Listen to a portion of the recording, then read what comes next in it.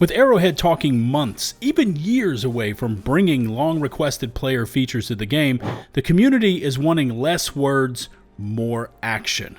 We need this. The question is, can Arrowhead do it? Well, let's find out. If you want to help support the channel, please consider hitting subscribe as we get stuck into what's going on with Helldivers.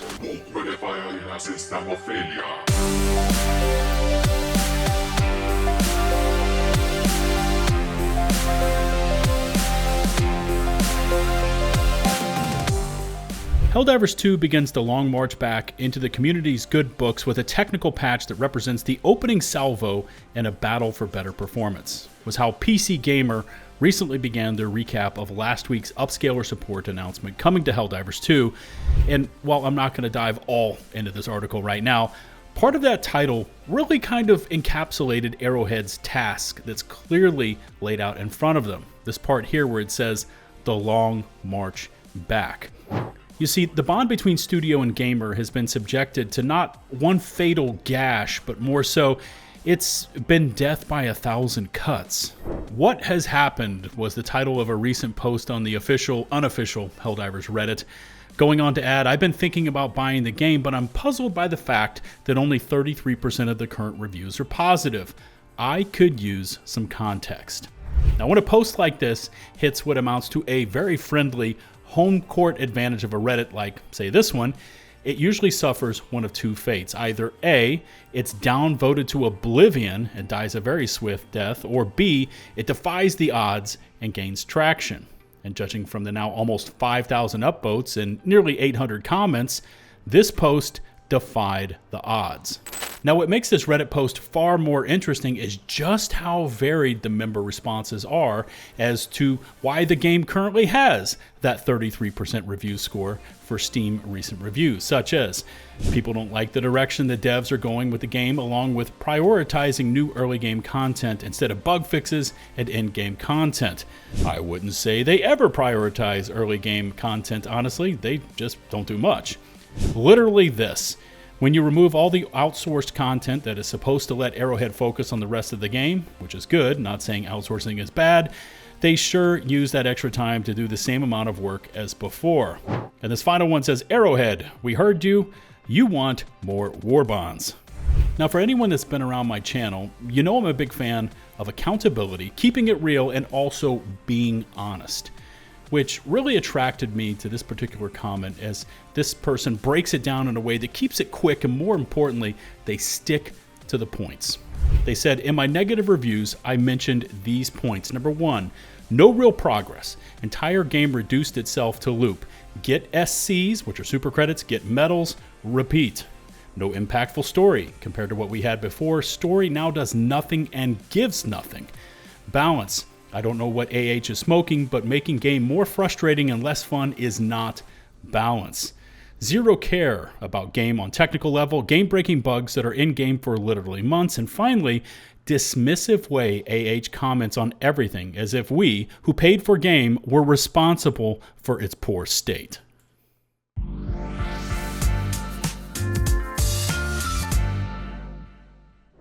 Because we already know that summer vacation is right around the corner for Sweden and, of course, Arrowhead, we need some quick solutions to, as the PCGamer article said, begin that long march back to gaining trust and goodwill once again with the community. So with that in mind, I put together a set of 9 pain points and, more importantly, what can be done to start that road to recovery, hopefully in the shortest amount of time possible, to actually begin the healing process, starting off with number 1, Warbonds. Now, to be clear, I'm not saying we should do away altogether with these, but there are currently 20 paid premium Warbonds in the game, plus 2 legendary sets and the monster-sized Helldivers Mobilized Warbond to work through. And in terms of new player onboarding, that's a fucking crazy amount of super credits and medals players have to farm for. And just to break it down for you, the EXO Experts Warbond costs 1,000 super credits and 778 medals to unlock everything in there. And that's going to task a player with hitting the max medal cap of 250 3 times to unlock everything in the Warbond, plus they need another 28 medals on top of that. And for the average diver mom or dad, that's an eternity. So easy W number one is for the studio to right now go back into the Warbonds and start at like, I don't know, Dust Devils and mark them down to 75%, then take the next 5, mark them down to 50% off, and the final 5, 25% the normal cost. So that's a 75% off sale. So if you were missing, say, Democratic Detonation, which you better not because you're sleeping on my baby, the Eruptor, but if you were, instead of shelling out 1,000 super credits, you'd be at 250, plus here's the sweetener. They need to reduce the metal cost as well to unlock everything in those older Warbonds.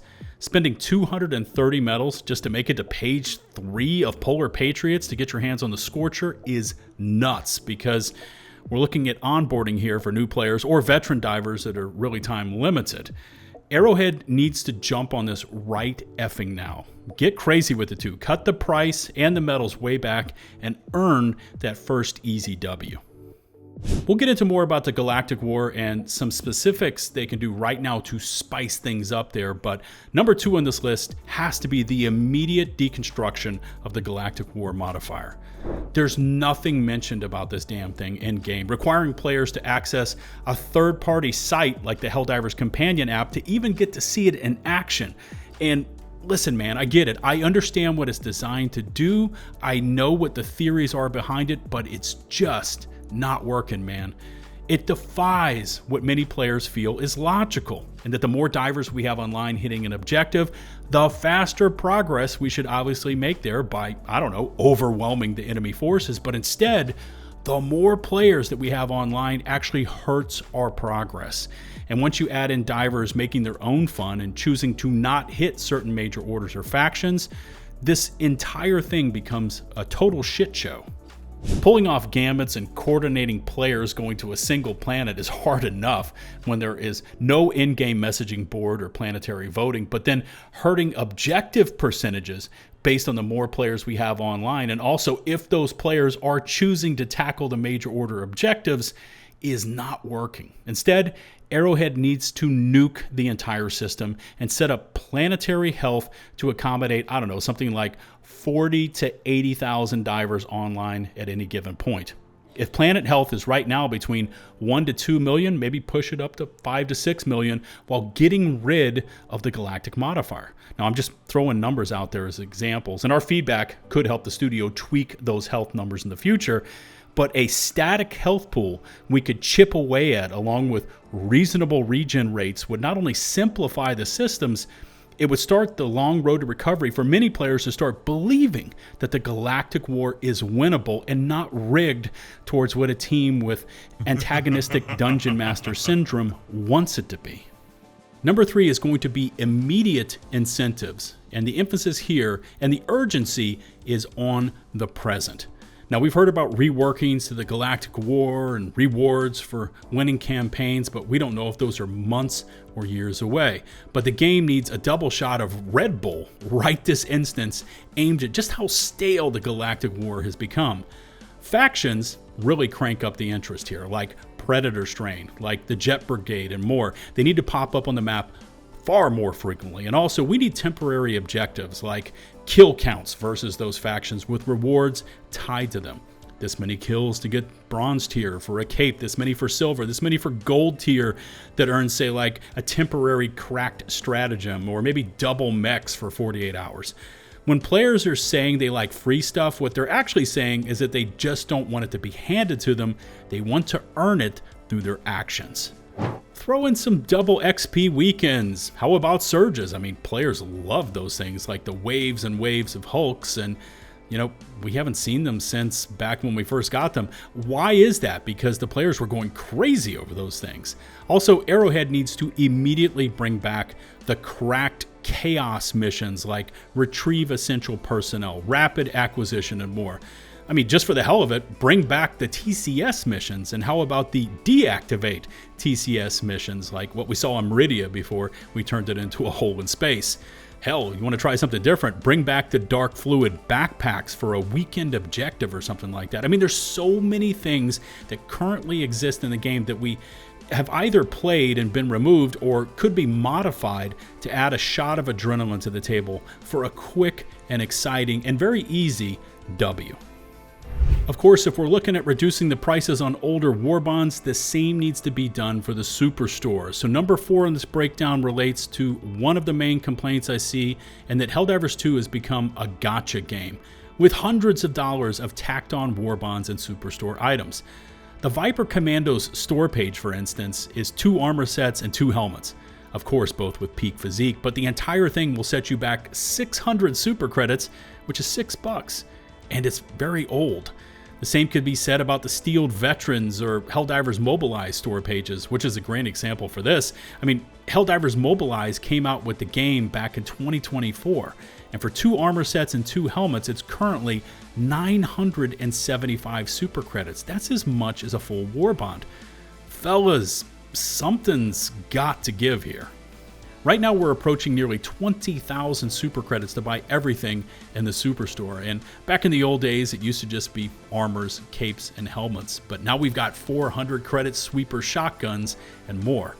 I mean, at some point the microtransaction madness needs to be scaled back. Players are telling you that it's clearly gotten out of control, and by reducing these older store prices, much like you could do with the price of the Warbonds, again, it's an easy W because it shows you as a studio are hearing what many of your players are asking you for. Number 5 is a big fat rollback. Durable damage got way out of hand just before we landed on Cyberstan when the devs rolled out patch 6.0.0, making at that time the newly acquired Bastion tank a piece of paper mache with a massive cannon strapped to the top of it. Just as we started our all-out blitz of C-Stand, every piece of Helldivers armor, from the mechs to the ballistic shield, emplacements, and turrets, were all severely affected. We've been gimped like that since early February, and everyone's just had enough of it, man. Now, recently with the launch of the Exo Experts Warbond, we also got that comboed update of 6.2.2, which did have some changes in it for the mechs and ballistic shield, but that patch also had a bunch of enemy durable damage buffs made to the Terminated faction, as well as even more durable damage changes made to the Automatons and Illuminate. And as they say, enough's enough. If Arrowhead came out tomorrow and made the announcement they would be rolling back the updates to just before 6.0.0 went live, it would be a very popular move indeed, netting them a much needed W with the community. Now, once the game was then rolled back, we could start to have a healthy discussion on where and how to make adjustments to enemies and armor, but the way it is has led to a bunch of pissed off divers and needs attention ASAP. If you happen to like this video, please consider hitting subscribe. You see, on my last Helldivers upload, nearly 71% of the views came from viewers that were not subscribed to the channel, and I'd love to get that ratio down closer to a 50-50 split. Hitting subscribe is the easiest way to support the channel, and while you're at it, don't forget to ring the notifications bell so you never miss one of my future upload alerts.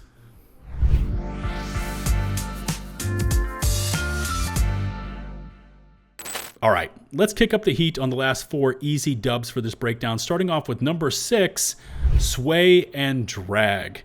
And these have been like 2 horsemen of the apocalypse, sent down from the fires of Mount Helldoom to ruin us players ever since they arrived in the game back in May 2025. And let's be honest, they suck. In an attempt to add in even more realism to HD2, Sway, Drag, and even Spread were either introduced or heavily adjusted, and as players, we've been in a constant battle with these sliders that add far more frustration to the game than realism.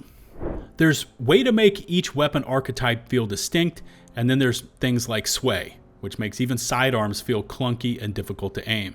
And it's been almost a year since these things were added to the game, and that's more than enough time for players to provide the devs with their honest feedback. It was an experiment, and it failed. So as a studio, take an easy W and completely remove these factors from the game, because all they do is make weapons feel bad to handle and shoot. And since we're trying to win back players, here's a quick solution to turn some heads and get some eyes back onto HD2. Number 7, I honestly don't know if this is a quick fix, but I'm going to add it in because, you know, it used to be broken, then it was fixed, and then it was broken again shortly after being patched. And you know, honestly, if you polled players, I'd guess that Ragdolling would be on 90% of players' list of things that frustrates them most about playing Helldivers 2. And as mentioned, it used to be in a way better spot, and it worked most of the time, and I don't know, then it was rebroken or just completely switched off. And after that, once you add on ragdoll machines like Warstriders and the new Spore Titans that specialize in ragdolling, you know, it's gotten to the point of harming the gaming experience. You know what's interesting here is instead of taking the time as a studio to go back into the game files and to find the point where Ragdoll was actually working pretty consistently and then was thereafter broken, Arrowhead instead just decided to sell us the Python Commandos Warbond with the rock-solid passive, making us more resistant to being knocked prone, aka getting ragdolled. I feel like this could be solved in like maybe 2 to 3 days worth of dev work, with some, you know, tweaks and adjustments made to the ragdoll thresholds. Not to remove them completely, because they do create some wacky only in Helldivers moments, but at this point they've reached critical levels again, where you can just get caught in these endless ragdoll loops. All right, number 8 has to be the studio's pattern of lying, and more specifically the hidden changes that were made to fire that directly affected the Coyote. Now, we all know the story here, right? Studio pokes at the player base for picking the Coyote too much and enjoying it as a weapon. Studio then pokes the player base again with a not so well received, hey, where did you put the Coyote changes skit. Patch comes out, players notice a difference. Players find the hidden changes that changed up things like the fire ignition points being upped on common enemies and reducing fire tick damage on those same common enemies. Players get pissed off. They call out the studio. Studio's design director then goes on live stream spilling the beans about what was done to said fire effects and how those changes were specifically aimed squarely at the Coyote. To now, the current? We've heard at least twice conflicting studio statements to what was said on that live stream. During his AMA, Johan called the changes nuanced, stating that the team was not lying when they made those statements, that the Coyote was not changed. And also more recently, when asked at the meet and greet in Shanghai, according to those in attendance, they were told that the studio didn't know what would happen with fire, and by the time it went live, it was too late.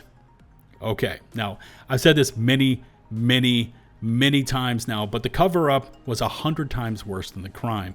But to keep trying to frame what was done in a different light, almost like it's an attempt to rewrite history, is getting old, and it's getting ridiculous, especially because we've got the footage of the design director telling us what was done was directed at the Coyote. So here's how the studio earns W number 8.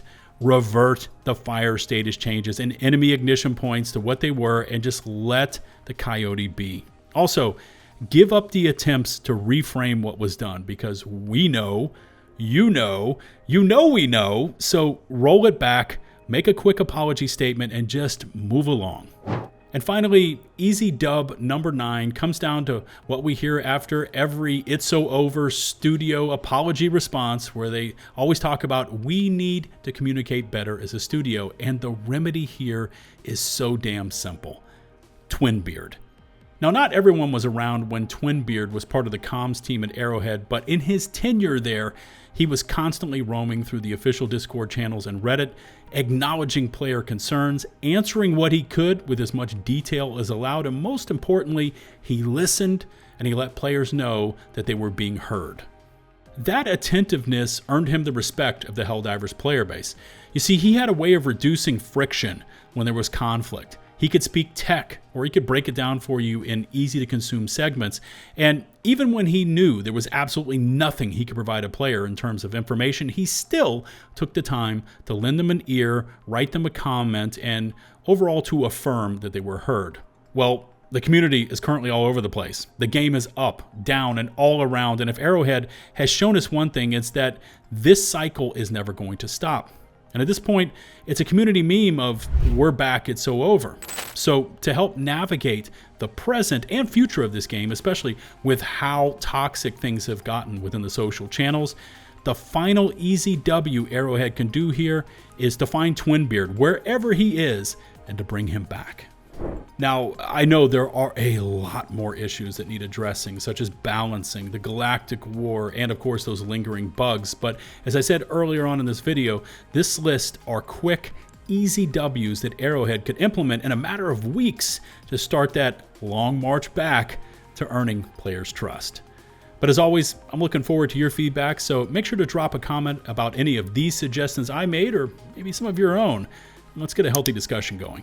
Please remember to hit subscribe and to ring the notifications bell to receive my future upload alerts.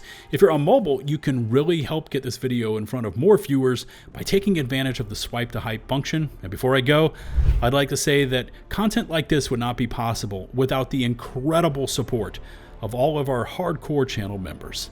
Until the next one, this is 𝗲𝗲𝗹𝗶𝘀𝗀𝗃 signing off.